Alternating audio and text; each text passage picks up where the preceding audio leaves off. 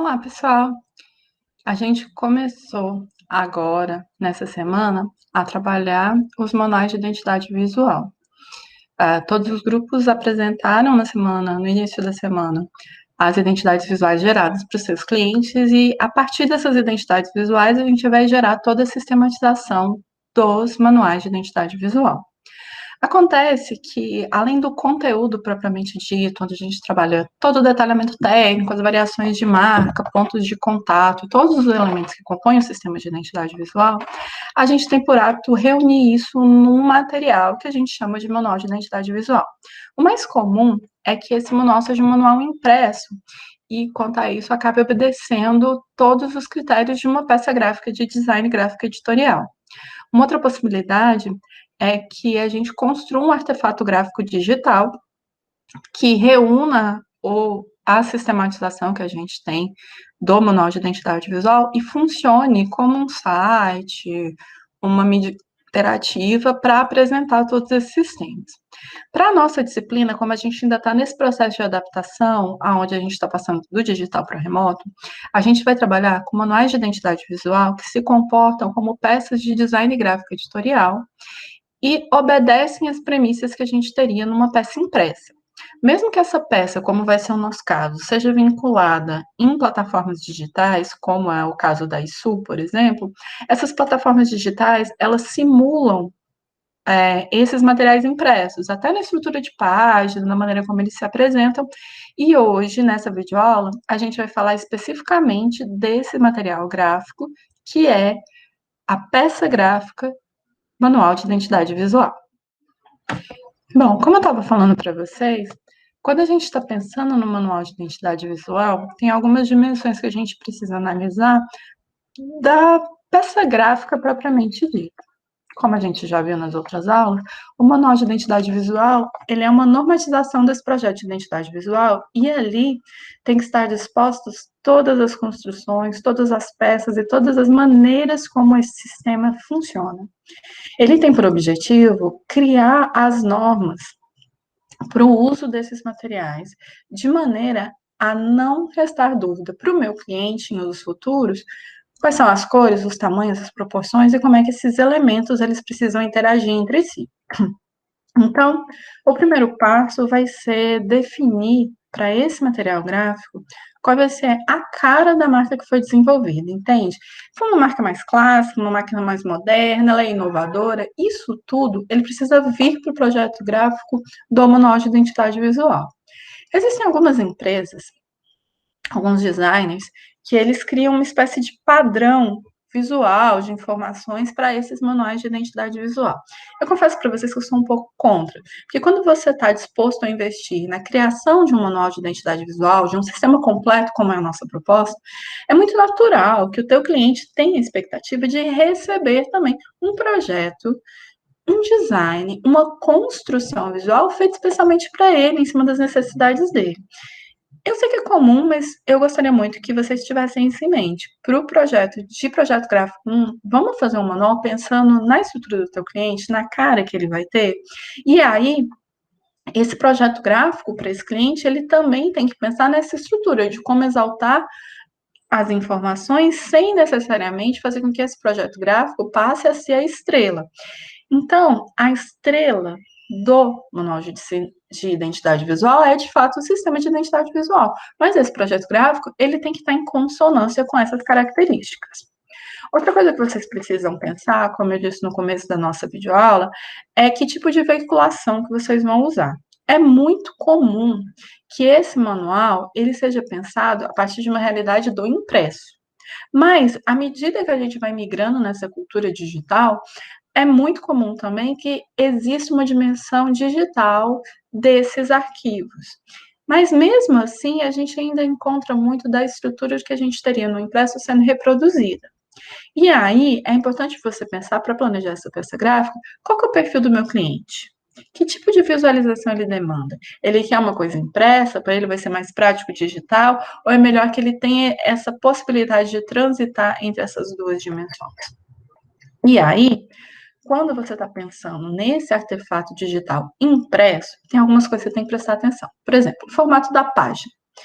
Ela vai ser vertical, ela vai ser horizontal, ela vai vir com recortes específicos. Onde é que eu vou imprimir? É muito comum que essa impressão seja a laser ou a jato de tinta, porque o manual de identidade visual tem uma tiragem muito baixa. E aí não convém você mandar para uma empresa de offset. Mas se eu estiver falando de uma empresa tipo Carrefour ou Walmart, essa tiragem vai ser maior. Então pode ser que essa tiragem faça jus ao uso de uma impressão em offset. Obviamente que essas questões de produção gráfica, vocês vão ter melhores condições de avaliar a partir do momento que vocês cursam a disciplina de materiais e processos gráficos. Eu não sei como é que está para todos vocês, mas a gente tem para as baixas tiragens o uso de impressão a laser ou a jato de tinta. A impressão a laser, que é a mais comum, o pessoal gosta muito da mancha gráfica que ela produz, mas você precisa prestar atenção, se você for fazer algum recorte especial, às vezes essa impressão a laser, ela craquela. Já a impressão jato de tinta, ela é uma boa opção, a gente tem impressoras jato de tinta cada vez mais potentes, só que você tem que prestar atenção no suporte, qual é o papel, qual é o material aonde vai ser impresso para que isso faça jus. Então, o processo de produção gráfica, ele precisa ser levado em consideração quando você planeja um manual impresso. O papel tem que ser de boa qualidade, e aí, quando eu falo de boa qualidade, eu estou falando de papel estável. Muita gente usa papel fotográfico para imprimir. Só que o papel fotográfico, ao longo do tempo, a incidência de luz solar, de claridade, ele muda as cores do projeto. Então, aquela ideia de fidelidade das cores que eu tinha para o meu manual, ela cai por terra por aí. A gramatura da folha, o ideal é que ela seja entre 180 e 210 gramas, porque ela vai garantir a integridade do manual. Você tem que pensar no manual que ele é uma peça que vai ser manuseada muitas vezes. Sempre que teu cliente tiver uma dúvida sobre o uso, ele vai estar lá folheando aquele material. Então, o ideal é que ele tenha um papel de gramatura que mantenha essa estabilidade. Nem muito grosso, que dificulte o manuseio, nem muito fino, que não vai suportar esse uso da peça. Precisa pensar no tipo de encadernação.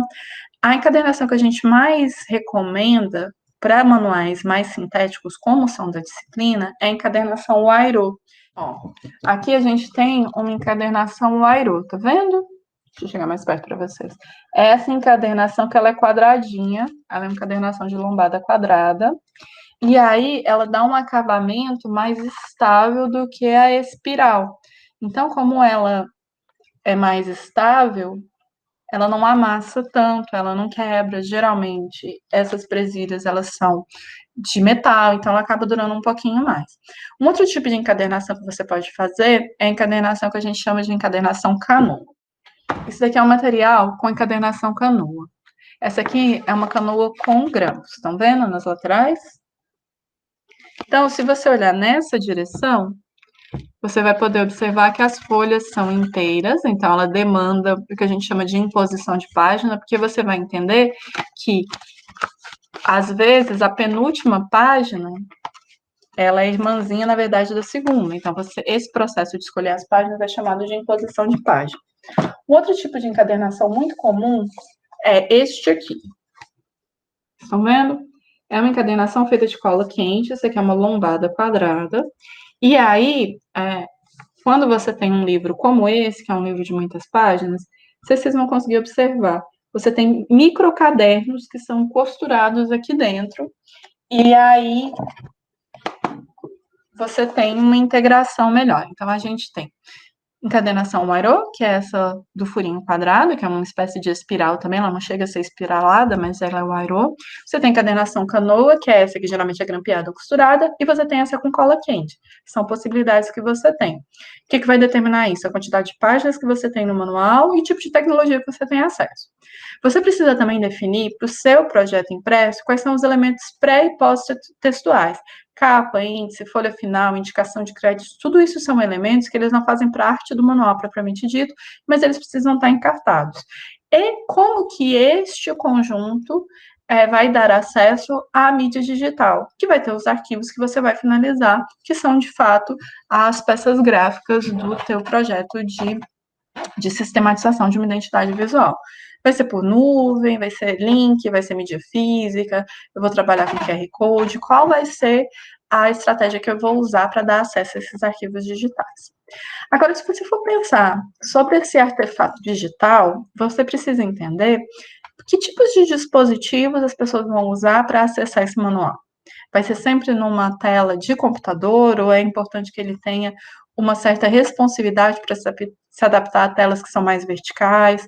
Qual a resolução dessas telas? Qual que é a proporção ideal, ou seja, o formato dessa tela, para que você leve em consideração quando você não for fazer uma peça que é um projeto gráfico, um artefato digital que seja propriamente interativo?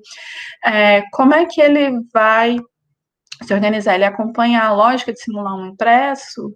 A melhor visualização dele é em PDF contínuo, é em páginas duplas, como a gente tem em algumas tecnologias digitais, é um site que não faz simulação de paginação? Como é que isso vai funcionar? A ideia é para dar acesso em quais plataformas? Através de site próprio, através de Behance, através do Sul, e principalmente, qual que é o objetivo da circulação dessa versão digital? Se você for pensar numa empresa como a Coca-Cola, você pega a Coca-Cola Brasil, ela abre uma lojinha aqui em Maceió que vai vender, uma distribuidora de bebidas. E a Coca-Cola vai ter uma gôndola ali. A Coca-Cola dificilmente vai mandar um manual impresso para essa loja. Então, a versão digital do manual de identidade visual da Coca-Cola Brasil, para a parte de merchandising, para a parte de ponto de venda, ela vai mandar esse arquivo digital do manual, por exemplo, é um dos usos. E no caso da sua empresa, como é que vai ser esse uso? Aí, no caso da nossa disciplina especificamente, a gente vai participar de algumas premissas. E aí, a gente, no modo remoto, o nosso manual de identidade visual, ele vai ter o manual de identidade, vai ter os arquivos digitais e a gente vai ter um padrão institucional, que é a criação de estampas, que vai ser uma atividade individual, além da possibilidade de vocês fazerem uma atividade extra, que vai ser a geração de pontos de contato. Mas, na verdade, o que a gente vai trabalhar aqui? A gente vai trabalhar uma espécie de receita base, e essa receita base vocês conseguem aplicar para outros manuais com outros conteúdos mais futuramente. Bom, o que são conteúdos obrigatórios na nossa disciplina? A gente tem um conteúdo que diz respeito à empresa, apresentar essa empresa, quais são as características dela, porque isso vai validar aquilo que você fez, mostrar as referências que você utilizou para chegar na identidade visual que você gerou. Você vai apresentar a conceituação da marca desenvolvida, como é que foram os primeiros desenhos, qual foi o conceito que guiou tudo isso, que metodologias e ferramentas você vai usar. E aí sim a gente passa para a marca desenvolvida, símbolo, logotipo e a marca. E vem com todo o detalhamento técnico. A gente tem nessa disciplina aulas específicas sobre o detalhamento técnico, sobre os padrões institucionais e sobre as aplicações de marca. E aí vocês ainda têm a possibilidade de encartar nesse material atividades que são extras, que vai de cada indivíduo do grupo escolher se vai desenvolver os pontos de contato de marca. E aí, para o desenvolvimento desses pontos de contato de marca, vocês vão precisar trabalhar com a justificativa para aquele ponto de contato existir, as referências visuais e conceituais que vocês usaram para a geração desse ponto, e as especificações técnicas, além de uma simulação digital desse ponto de contato. Agora vem a parte que de fato importa para vocês raciocinarem esse material como um manual enquanto peça gráfica. A gente vai ter aqui, eu estou propondo para vocês uma organização. Como eu disse, não é uma receita de bolo, é um bolo básico, você que decide quanto de granulado você vai jogar, mas aqui eu proponho que vocês organizem esse manual a partir de 3 grandes universos. O primeiro vai falar do detalhamento técnico da identidade visual, e aí vocês conseguem acompanhar na tela uma lista enorme de tudo que esse detalhamento tem que ter. A gente tem um desenvolvimento de aplicações, que vai lidar com o padrão gráfico institucional e uma papelaria muito básica, muito reduzida, por conta do nosso tempo, da nossa limitação e da impossibilidade dessa geração de impressos, e também a dimensão dos arquivos digitais. Na aula que a gente tem síncrona, que vai acontecer, ou já aconteceu, não sei que hora que você está assistindo esse vídeo, a gente conversa um pouco mais tanto do detalhamento técnico quanto dos arquivos digitais mais adiante. Então, resumindo, o grupo ele vai ter que sintetizar, organizar e distribuir todos os conteúdos elencados, e lembrar que o manual ele tem um caráter técnico. Então, ele vai necessariamente vir acompanhado de um conjunto de arquivos digitais que permitam a reprodução das peças que compõem o sistema. E aí você vai precisar entender que essa peça ela vai se destinar ao meio digital, mas com uma visualização em página dupla simulando o impresso, que é como vocês estão dando uma olhada aí na imagem. A gente tem uma possibilidade de visualização desse manual aplicado em alguns mockups. Bom, então a gente tem os conteúdos, o formato tem que se adaptar à tela, pensando em uma publicação em página dupla através do isso.com. Ele precisa reunir elementos pré-textuais, como capa, índice e uma folha final, que no caso é um elemento pós-textual, indicando os créditos, onde cada integrante do grupo explicita qual foi a parte do material que fez. Você tem conteúdos básicos que você apresenta a empresa, o produto, o cliente dessa empresa e a identidade da marca, e o processo de criação, além da marca desenvolvida e todo o detalhamento técnico. Aqui a gente tem as variações que são obrigatórias e as definições dos usos dessas variações. Então, obrigatoriamente, temos que ter uma versão que é horizontal, uma que é mais verticalizada e uma versão que traga legenda, versão monocromática, a versão em negativo dessa proposta monocromática e versões em tons de cinza. E para todas essas é preciso apresentar a construção geométrica, o módulo de referência, a malha construtiva, a área de respiro, a redução máxima de impressão, a redução máxima em tela e as cores que são utilizadas no padrão CMYK, RGB, Pantone e HEX. Caso vocês criem elementos gráficos acessórios, também tem que ser identificados nesse manual, como é que eles se comportam e os padrões institucionais. Padrão tipográfico, padrão cromático e o padrão para as aplicações sobre fundos coloridos e imagens, além dos usos indevidos e os padrões gráficos institucionais. Esses padrões gráficos institucionais, eles são exercícios individuais e no final o grupo deve definir quais são as 4 estampas que vão ser apresentadas no manual, além dos seus módulos de criação e alguma aplicação delas. Vocês também vão ter que trazer para a gente as aplicações de marca, no mínimo 2. Um cartão de visitas, um envelope tipo carta, e aí a gente tem toda uma dimensão dos arquivos digitais, para os quais a gente tem uma aula específica de fechamento de arquivo. Vamos pensar nesse planejamento do manual de identidade visual, então? Bom, primeira coisa, qual que é o formato de página? É retrato, paisagem? Você já vai planejar para páginas duplas ou você vai fazer 2 versões? Qual que vai ser a ordem desses conteúdos? Como é que você vai dividi-los? Vai haver sessão? Como é que você vai destacar essa sessão? Como é que vai ser a sua organização?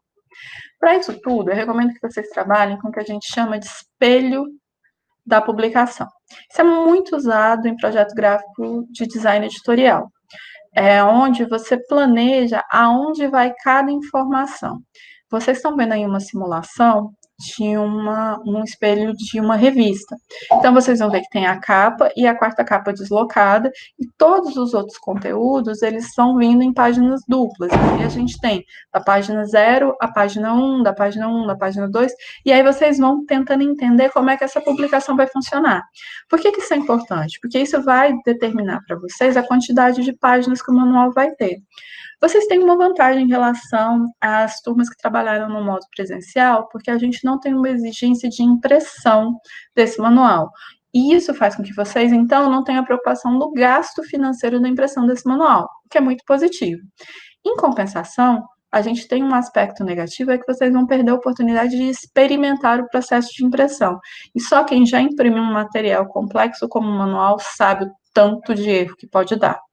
Então, vocês vão ter a vantagem de que vocês não vão precisar limitar o número de páginas a uma questão financeira, mas ao mesmo tempo vocês não vão ter a experiência da impressão. Como a gente vai trabalhar com isso, vocês não precisam considerar, por exemplo, o que a gente teria numa impressão em Wire. Olha só, numa impressão em Wire, eu vou ter toda essa parte aqui, ó, tá vendo?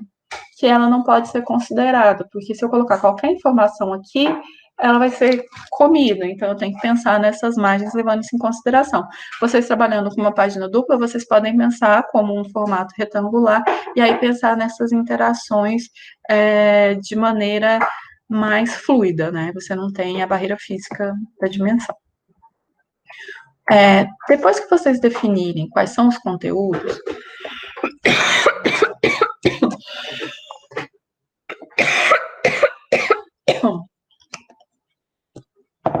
Lerei, ainda bem que edita, né?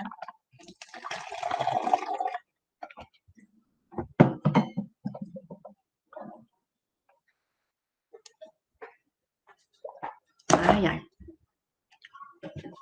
Depois que vocês fizerem o espelho da publicação, vocês já sabem mais ou menos os tipos de página que vocês teriam. Quando a gente está trabalhando com design gráfico editorial e a gente usa aplicativos como Adobe InDesign, a gente trabalha com a ideia de páginas mestra. Assim, a gente não tem que redesenhar a página cada vez que a gente reaplica ela.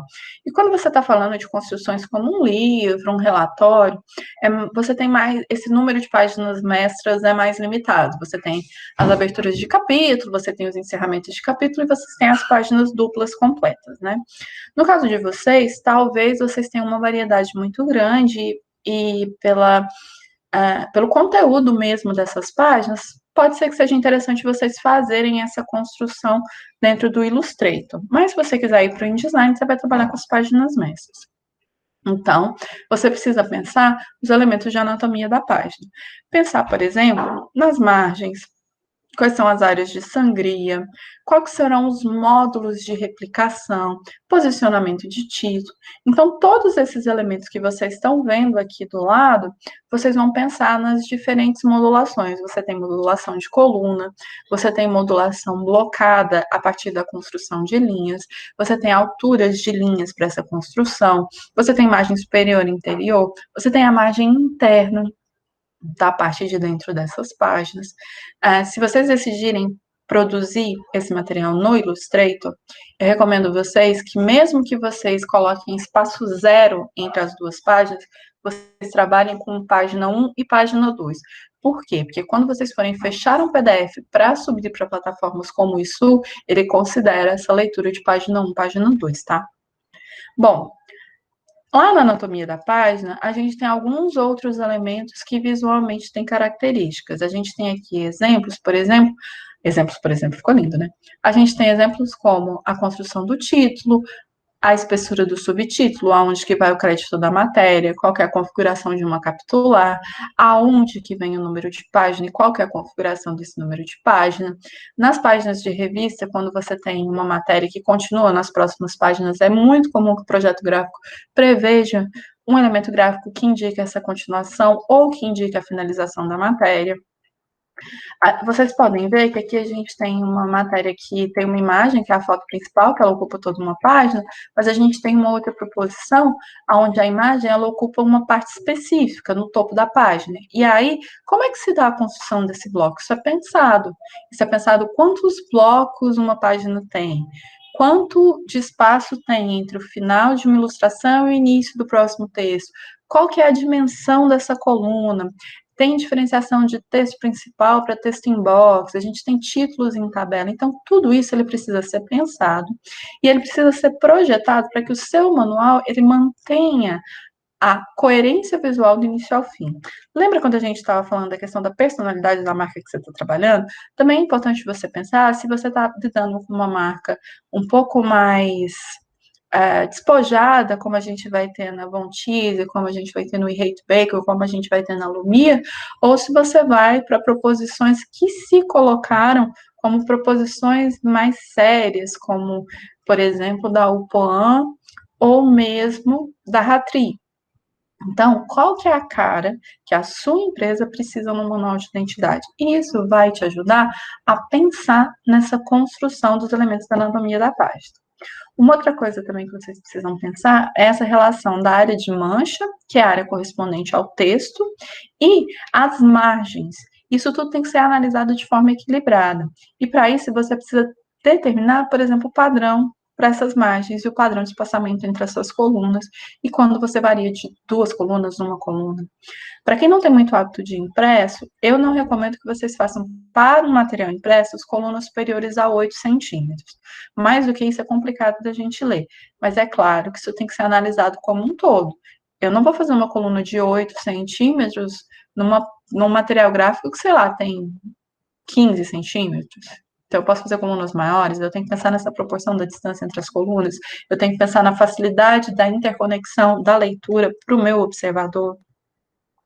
E aí, é muito importante para qualquer produto de design gráfico editorial que você pense sobre as colunas e a construção dos grids. Aqui a gente tem um exemplo de aplicação de proporção áurea na construção de uma página para determinar, por exemplo, quais são as margens de cada um desses elementos e principalmente como é que se dá a interação da página par para a página ímpar.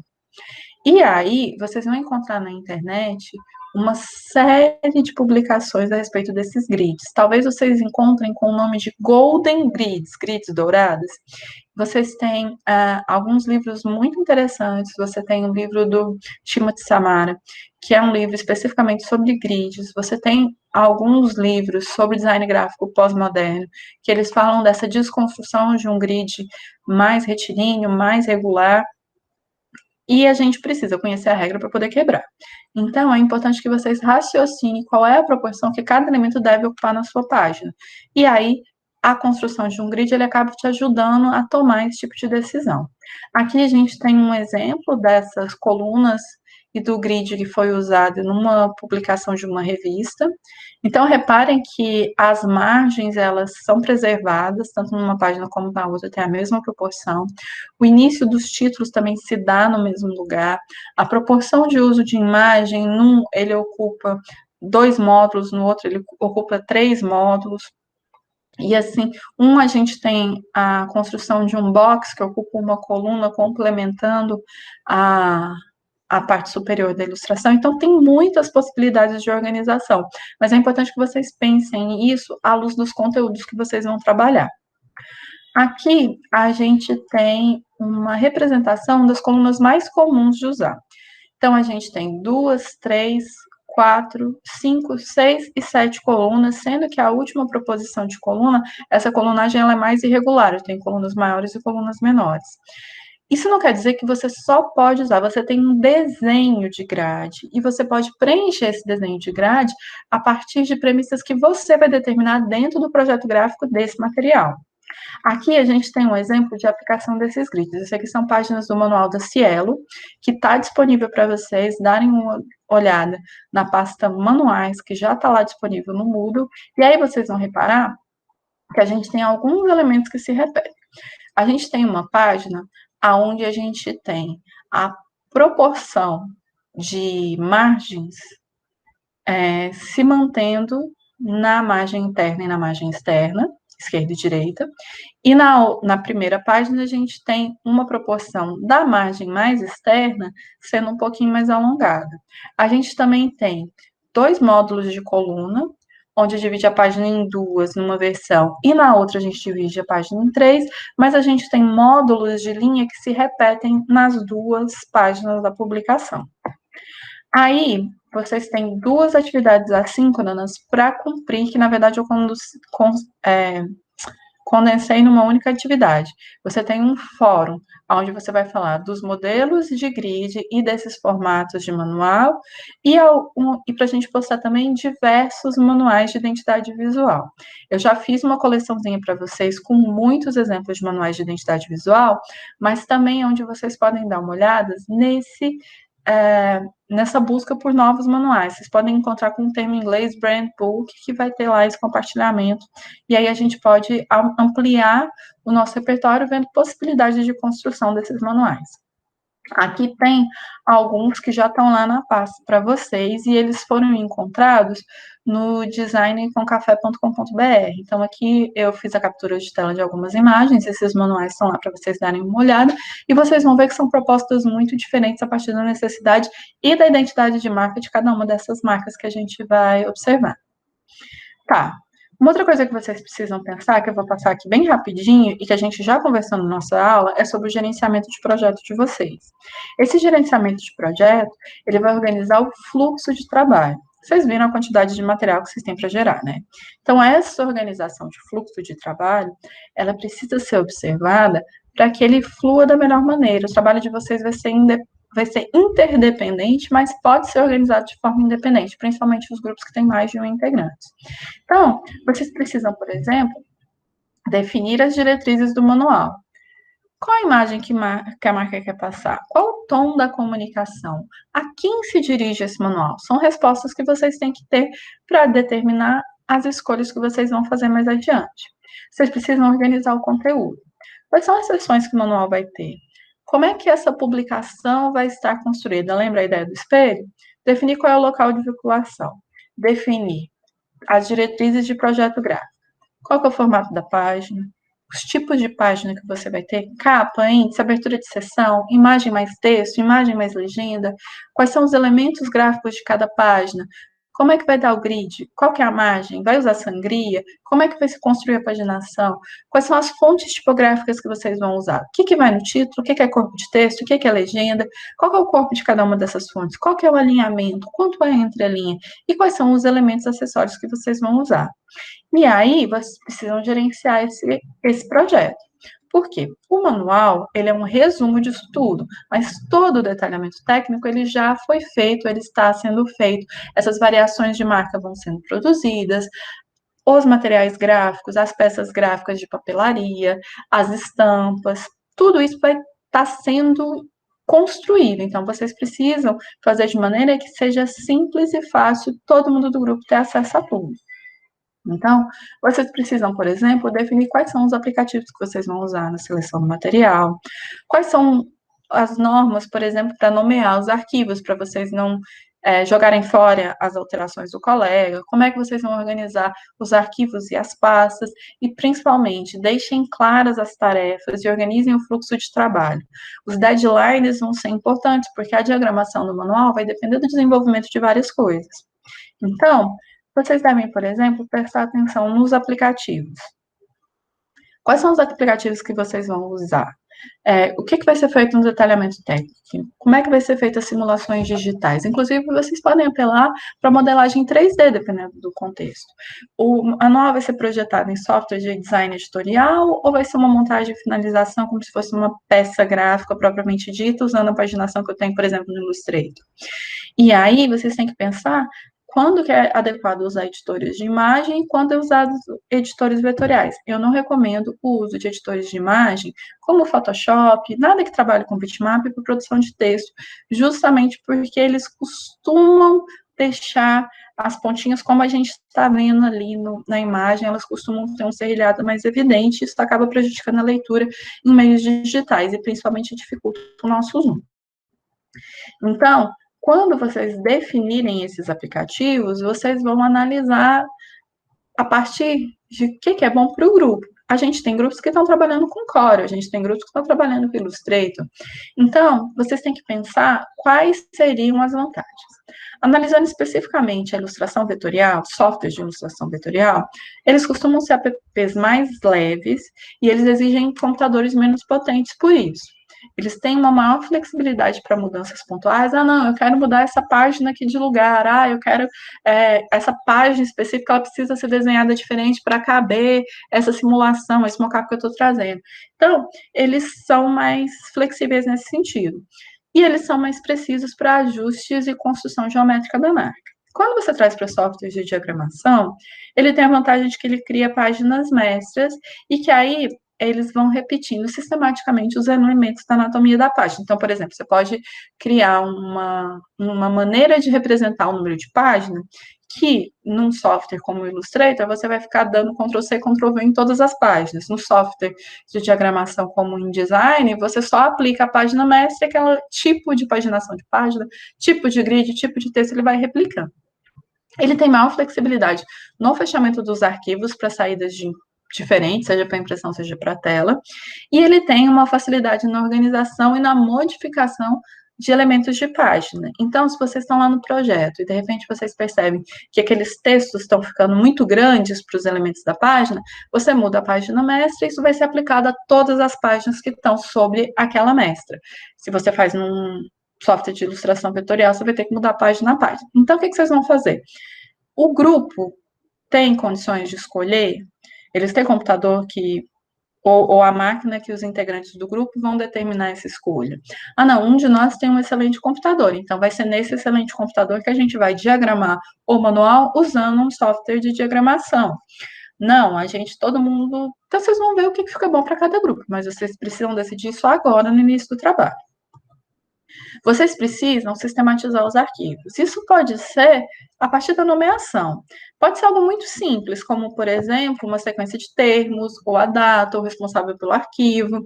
Eu costumo indicar que, se você tiver HD suficiente, né, gente? Lembrando que vocês têm um drive a partir do e-mail de vocês, que é @ufal, que ele é bem generoso em tamanho. Eu costumo, cada vez que eu abro um arquivo, eu salvo como.